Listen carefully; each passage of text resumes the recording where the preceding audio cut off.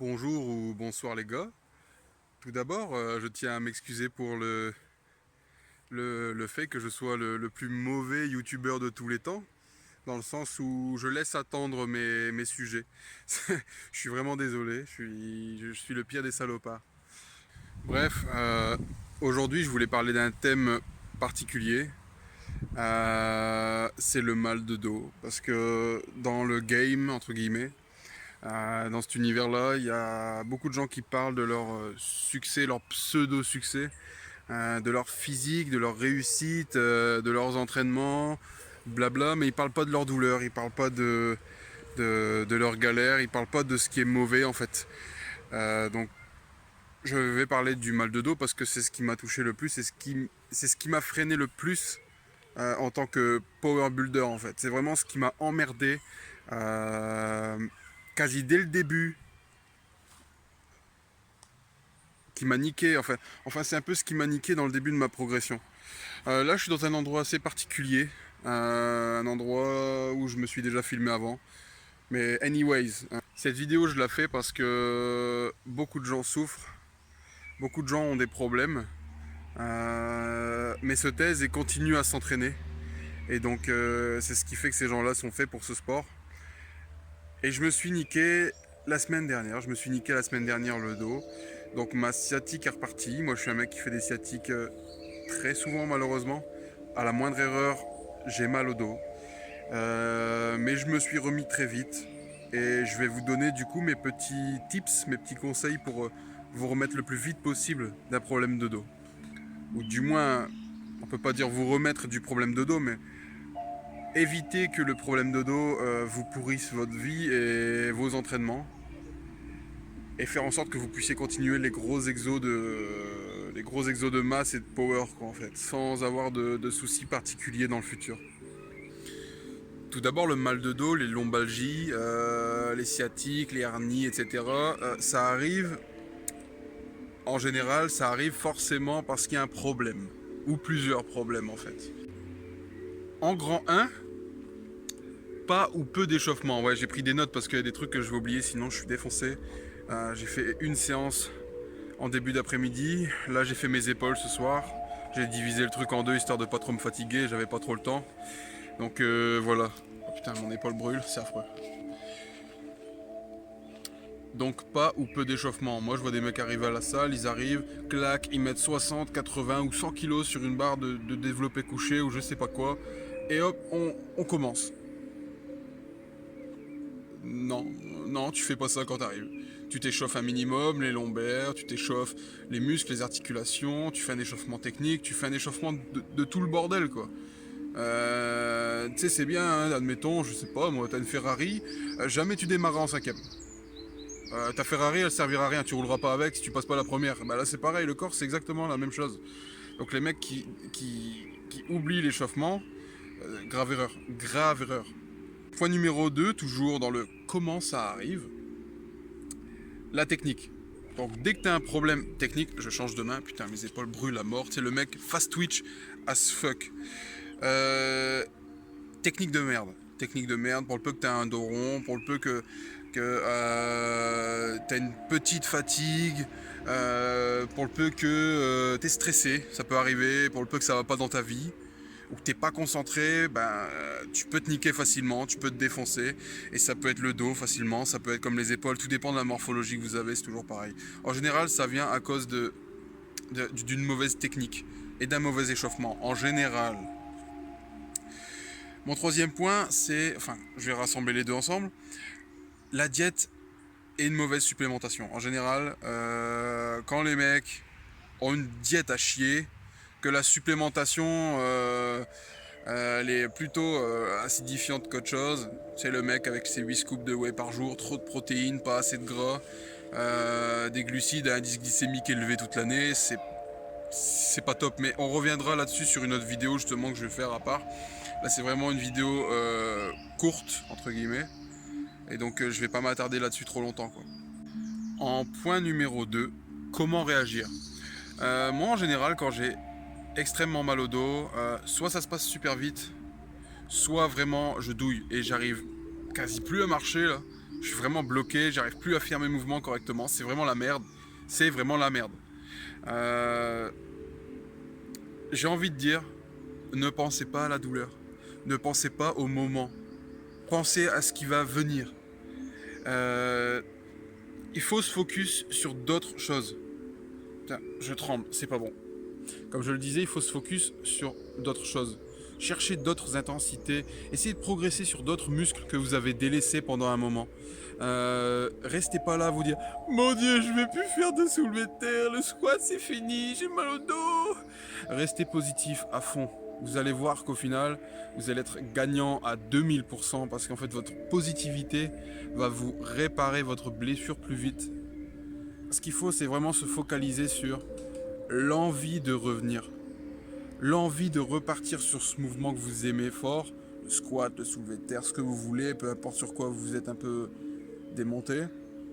Le tout, c'est de rester positif, de se focaliser en attendant sur des muscles qu'on a un peu délaissés, de renforcer les muscles en hypertrophie. Parce que l'hypertrophie, c'est important aussi pour la force. On pourra revenir là-dessus sur une autre vidéo encore, c'est pas le thème aujourd'hui. Mais l'arme du power, c'est aussi l'hypertrophie. En général, les mecs qui sont forts mais qui ont peu de volume musculaire, bah, déjà c'est pas beau et en plus de ça, ça prévient, je dirais, des risques en fait que tu peux avoir avec la force. Je pense que les vrais me comprendront. Je me suis un petit peu mal exprimé, mais je pense que c'est compréhensible un minimum. Ben, comment revenir? Comment revenir? Moi, ce que je fais déjà, c'est que je fais en sorte de soulager la douleur au plus vite. Donc quand c'est comme ça, je réagis. Comment?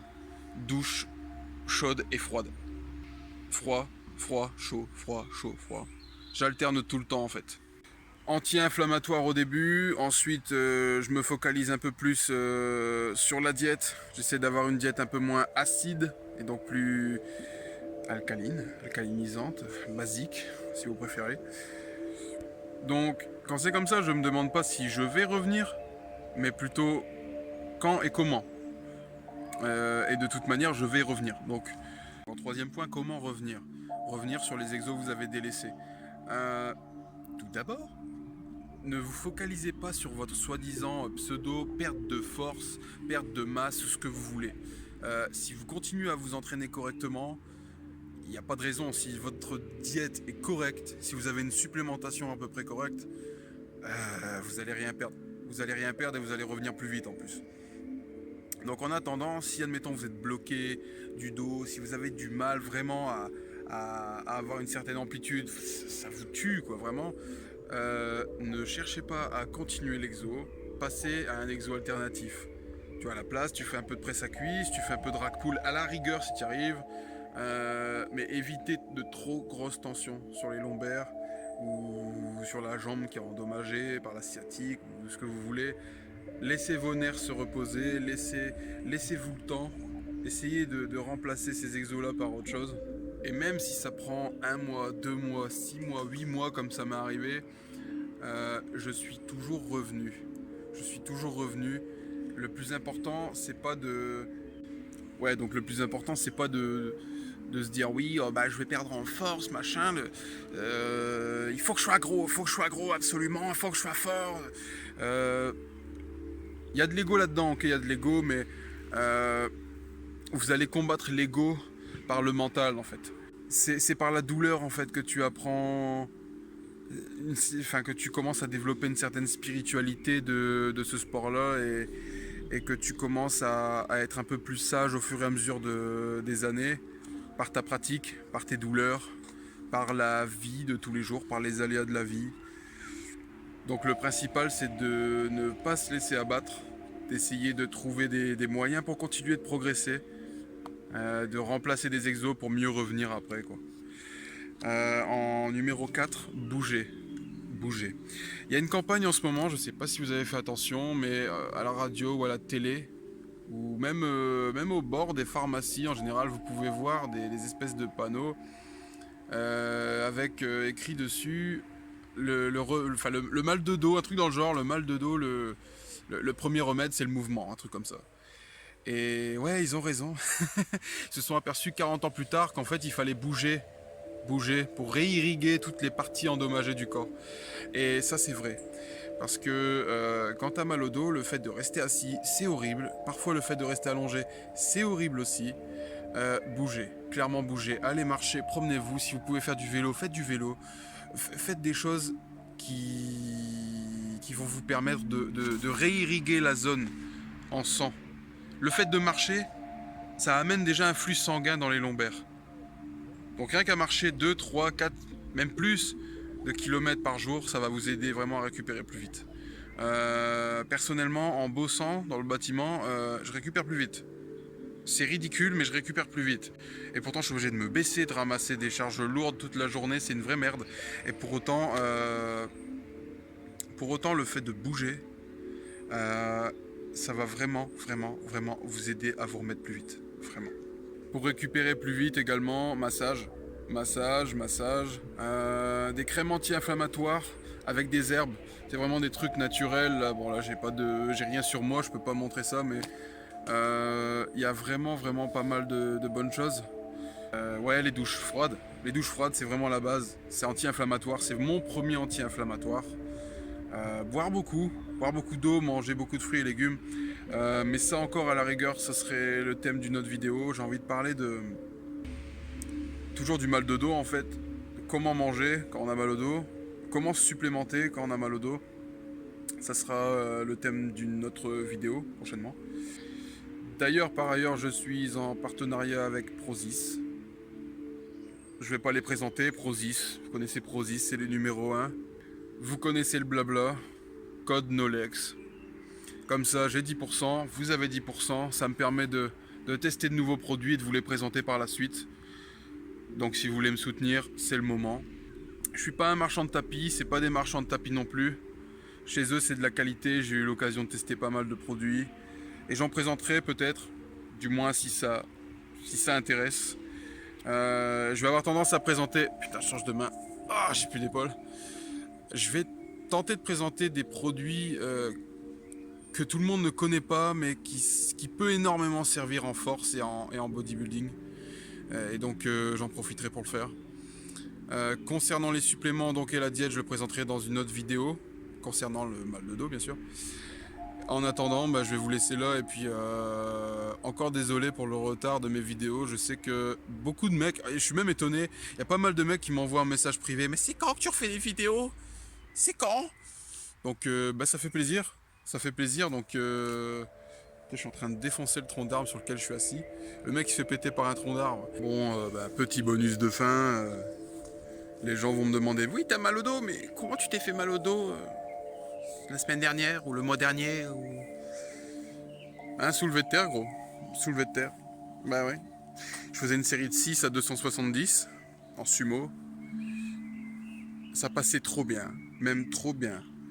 Et je me suis dit, je vais monter de 10 kilos quoi. Tant qu'à faire, pour 10 kilos, on n'est plus à 10 kilos près.